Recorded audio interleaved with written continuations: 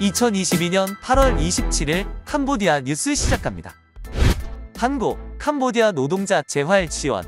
대한민국은 캄보디아의 업무상 사고로 고통받은 근로자들의 재활에 대한 자금 지원, 기술 훈련, 경험 공유 등을 지원할 것입니다.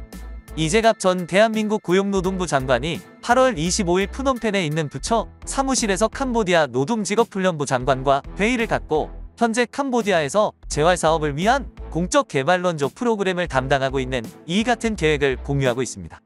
이재갑 씨는 한국은 부상당한 근로자의 보호와 복직 지원을 위한 정책 개발에 힘써왔다고 알려왔습니다. 그는 직업위험, 건강관리, 연금과 같은 주제를 다루는 캄보디아의 사회보장 시스템의 최근 발전에 대해 이재갑에게 업데이트했습니다. 그는 또한 한국에서 일하는 5만 명 이상의 캄보디아 근로자들을 높이 평가하며 새로운 기술, 괜찮은 수입, 그리고 근무 경험을 얻었습니다. 한국에서 일하는 캄보디아 노동자들 인터넷에서 도는 캄보디아 대홍수 루머 믿지 말라. 국무장관은 한국에 있는 캄보디아 이주 노동자들에게 시엠립은 물에 잠기채 방치된 캄보디아와 세계의 대홍수에 대한 인터넷 루머를 널리 퍼뜨리지 말라고 촉구했습니다. 가짜 페이스북 게시물입니다. 한국에 있는 캄보디아 디아스포라들 사이에 소셜미디어를 통해 널리 퍼진 이 루머들은 대규모 홍수가 다가오고 있으며 중국의 수문이 침수되어 메콩강과 시엠립이 아무것도 남아있지 않다. 세계가 물에 잠겼고 오직 시엠립만이 캄보디아의 새로운 왕국이 될 것이다 라는 소문을 덧붙였습니다. 국무장관은 한국에 머물며 일하고 있는 노동자들에게 개인의 미신적인 선전에 빠지지 말 것을 당부하고 싶습니다 라고 말했습니다. 직장을 그만두고 캄보디아로 갑자기 돌아가는 것은 한국 고용주들에게 캄보디아 노동자들의 평판에 영향을 미쳤다고 덧붙였습니다. 많은 사람들이 가고 싶어하는 한국에서 직장을 그만두는 것은 부모님과 형제자매를 부양하기 위해 엄청난 수입원을 포기하는 것입니다. 이렇게 하면 자고 일어나서 다시 가고 싶을 때 한국으로 돌아갈 수 없습니다. 한 사람의 말처럼 세계가 재앙적인 홍수에 직면했다면 과학자들은 전 세계에 비상사태를 선포했을 것입니다.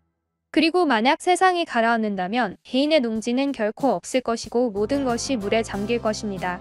한국 언론과 주요 국제 언론, 그리고 국제환경감시기관의 일기예보 자료에 따르면 8월과 9월에는 자연재해 징후가 없다고 합니다. 9월부터 국채 발행. 8월 25일 재무부는 국가사회보장기금, 보험회사 및 은행과 같은 기관 투자자를 위해 특별히 마련된 새로운 금융상품으로 약 3억 달러 상당의 캄보디아의 첫 번째 국채 발행이 9월에 시작될 것이라고 발표했습니다. 기재부는 성명에서 1조 2195억 리엘의 국채가 액면가 100만 리엘로 발행되고 6개월마다 지급이 이뤄질 것이라고 밝혔습니다. 재무부는 투자자들이 현지 통화로 표시된 국채 보유 및 거래에서 얻은 이자에 대해 원천징수세를 50% 감면하고 유가증권의 매입 및 거래에 대해 3년간 양도소득세를 면제함으로써 이익을 얻을 것이라고 언급했습니다. 채권이 4주에 한 번씩 신규 발행과 함께 1년, 3년, 5년 만기 채권이 나오면서 총 2천억 리엘러치의 1년 만기 채권과 5년 만기 채권이 2회에 걸쳐 경매에 붙여지고 총 8천억 리엘러치의 3년 만기 채권이 내필지의 경매에 붙여질 것이라고 덧붙였습니다. 캄보디아 증권거래소가 초기 마케팅 과정을 도입할 때 국채가 발행하기 쉽다고 판단하고 대규모 투자자들로부터 많은 관심을 끌기 때문에 국채로 시작할 계획이 있었다고 말했습니다. 하지만 정부가 증권을 발행하는 것을 불가능하게 만드는 다양한 규제 체계 때문에 거래소는 주식으로 시작했다고 그는 말했습니다. 그는 국가증권은 보험사, 연기금, NSSF, 은행 등 고담보 채권에 합리적인 금리로 투자해야 하는 기관들의 투자 기회로 여전히 국내외 대규모 투자자들의 수요가 있다고 덧붙였습니다. 그는 국채는 캄보디아 증권거래소에서 인기가 있을 것으로 예상되며 성장하는 증권 부문을 가진 국가에서 그렇듯이 기업 증권 거래 및 재무 분석을 위한 벤치마크 데이터를 제공할 것이라고 말했습니다. 시아누크빌 인신매매 단속에서 말레이시아 여성 석방 11명 체포, 무기 압수. 키웨 소피크 국무장관 겸 내무부 대변인은 경찰이 오늘 새벽 시아누크빌에서 인신매매 단속 이후 말레이시아 여성을 석방하고 총기를 압수했으며 11명을 체포했다고 밝혔습니다. 노동비매 사건 단속 작전은 시아누크빌의 한 회사에서 한 여성이 용의자 그룹에 의해 구금됐다는 한 라인의 민원이 접수된 이후 2022년 8월 23일부터 운영되었습니다. 경찰은 작전 첫날 중국인 용의자 5명을 체포하고 말레이시아 여성을 석방했습니다. 작전 후반 경찰이 총 8명의 용의자를 체포하고 권총을 압수했다고 덧붙였습니다.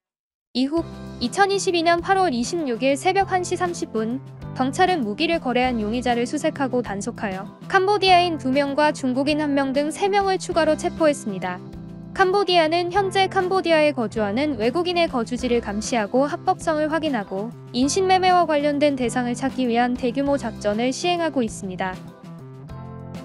교육부는 푸놈펜 시아누크빌 고속도로의 많은 도로 표지판의 크메르 철자가 잘못된 것이라고 밝혔습니다. 공공사업교통부의 한 고위 관리는 푸놈펜 시아누크빌 고속도로에 새로운 중국어 공급 도로 표지판에 많은 크메르어 단어의 철자가 부정확하고 수정되어야 한다고 말했습니다.